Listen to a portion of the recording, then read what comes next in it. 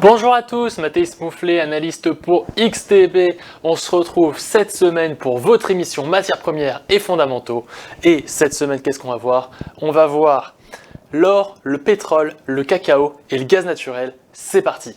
Alors, on va commencer par l'or, qui, vous le savez, est sous pression, notamment à cause de la hausse du dollar. Donc, on a eu un accord commercial cette semaine, en l'occurrence dimanche dernier, entre les États-Unis et l'Union européenne, qui a réduit les risques autour du dollar américain, ce qui affiche donc sa meilleure performance depuis mai. On a même l'indice du dollar qui a redépassé les 100 points alors qu'il était un peu bloqué vers 96-97 il y a encore 2 semaines. Donc une forte hausse du dollar. Cette situation a pesé sur les cours de l'or qui ont chuté à leur plus bas niveau en 20 jours. Alors, vous le savez, le dollar est inversement corrélé à l'or, et donc quand le dollar monte, on a plutôt tendance à avoir un or qui baisse. La réserve fédérale américaine, donc la Fed, n'a pas modifié ses taux directeurs mercredi, mais par contre il y a eu 2 votes dissidents qui ont été en faveur d'une baisse des taux. Et ça veut dire quoi? C'est-à-dire qu'on pourrait avoir une dissidence mineure au sein de la Fed, et cette dissidence pourrait affaiblir la position du président, donc Jérôme Powell, et ça pourrait entraîner un affaiblissement du dollar, et donc qui serait favorable à l'or cette fois-ci. Sur les marchés financiers, la probabilité qu'on ait une baisse des taux en septembre est environ de 45%. JP Morgan a relevé ses prévisions pour le prix de l'or au 4e trimestre à 3675 $ l'once, et a notamment expliqué et cité les achats importants des banques centrales, mais aussi l'incertitude géopolitique. À long terme, les prix de l'or sont soutenus par des inquiétudes liées à la croissance rapide de la dette et à un abandon plus général du dollar comme monnaie de réserve au profit de l'or. Il y a notamment toutes les théories avec les accords de Mar-a-Lago, qui pourraient expliquer cette baisse organisée du dollar. Alors techniquement, qu'est-ce qu'on a? On a des prix de l'or qui se consolident depuis avril et qui se négocient sous leur moyenne mobile à 25 et 50 jours qu'on voit ici. Le support clé de la tendance haussière en ce moment, c'est la moyenne mobile à 100 jours, qui est celle-ci, et qui a notamment servi de support depuis octobre 2023, donc ici.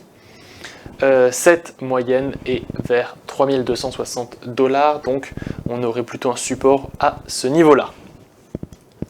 On va maintenant parler du pétrole, avec une demande de pétrole qui soutient les cours. On a eu la réunion de l'OPEP+, prévue la semaine prochaine, qui devrait décider d'une augmentation de la production d'environ 550 000 barils par jour en septembre. Cette augmentation marquerait la 2e augmentation mensuelle consécutive et annulerait les réductions volontaires de production de 2,2 millions de barils par jour. Les prix, malgré cette augmentation de production, les prix du baril restent plutôt élevés, notamment en raison de la forte demande saisonnière.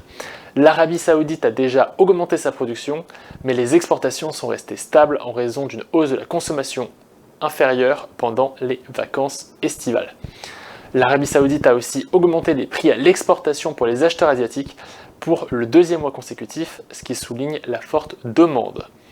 Donald Trump a accéléré le calendrier de la guerre en Ukraine et a imposé un ultimatum à la Russie en ne leur laissant que 10 jours pour faire la paix, sous peine de droits de douane pour la Russie et ses alliés. Ces droits de douane, quels sont-ils? Eh bien, ce serait 100% supplémentaire pour la Russie comme mesure punitive.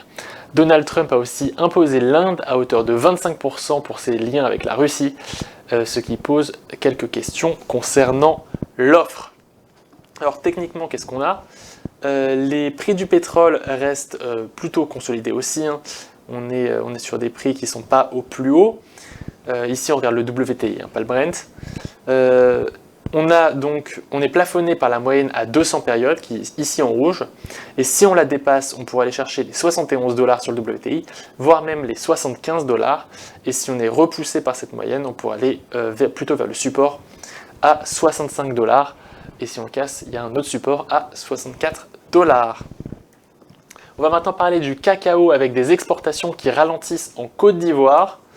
Les prix du cacao ont ouvert la semaine, donc en début de semaine, à leur plus haut niveau depuis 3 semaines, c'est ce qu'on voit ici, en raison notamment d'inquiétudes liées au ralentissement des exportations en Côte d'Ivoire. Les livraisons portuaires pour l'ensemble de la saison se sont élevées à 1,75 million de tonnes, soit une augmentation de 6,1% par rapport à la même période l'année dernière, contre un écart de 35% en septembre.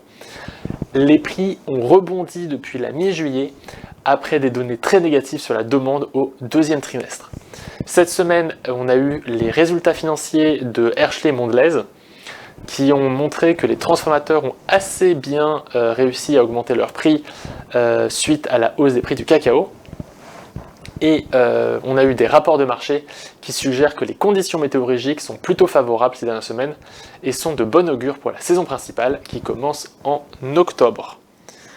Alors techniquement sur le cacao, on a donc eu des prix qui atteignaient leur plus haut niveau en 3 semaines, notamment en raison des inquiétudes liées à l'offre.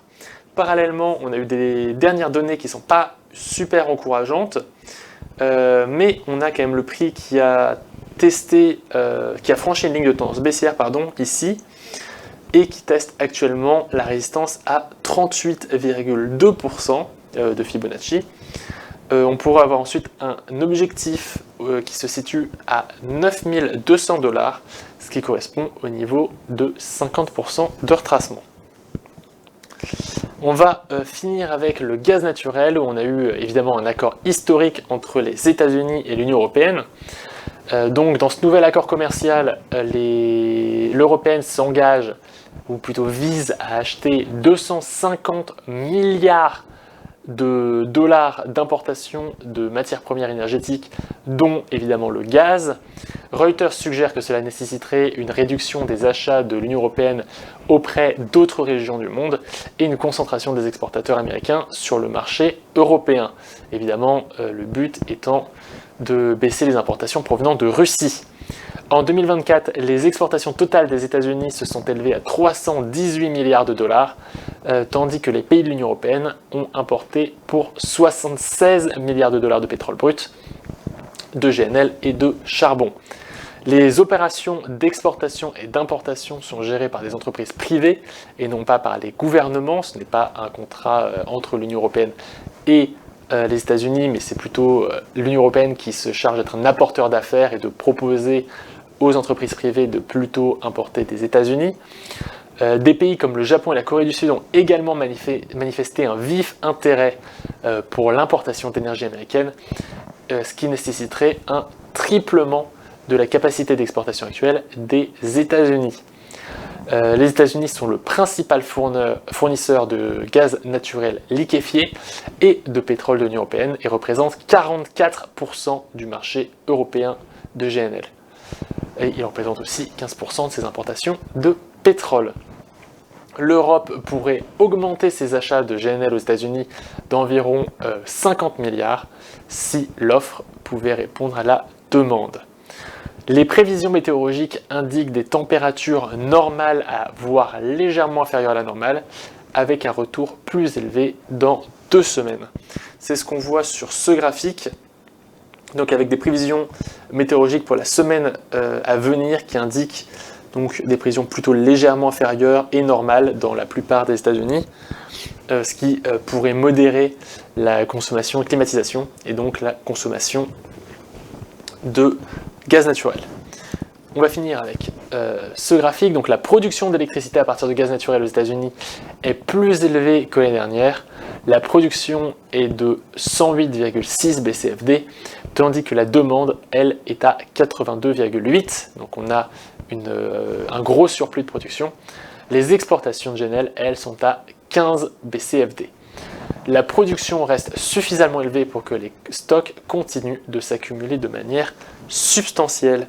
Techniquement, qu'est-ce que nous dit gaz naturel ? Eh bien, si on suit ce canal baissier ici, on pourrait théoriquement tester les 3 $ par MMBTU. Et sinon, donc notamment si on a une consommation qui augmente de manière significative, on aurait une première résistance à 3,3 $ par MBPTU, puis autour de 3,5 $. Voilà, c'est tout pour moi. J'espère que vous avez appris des choses. Si c'est le cas, n'hésitez pas à liker la vidéo, à vous abonner et à la partager. Si vous avez des questions, n'hésitez pas à les poser en commentaire. Et nous, on se retrouve la semaine prochaine. C'était Mathéis Mouflet pour XTB.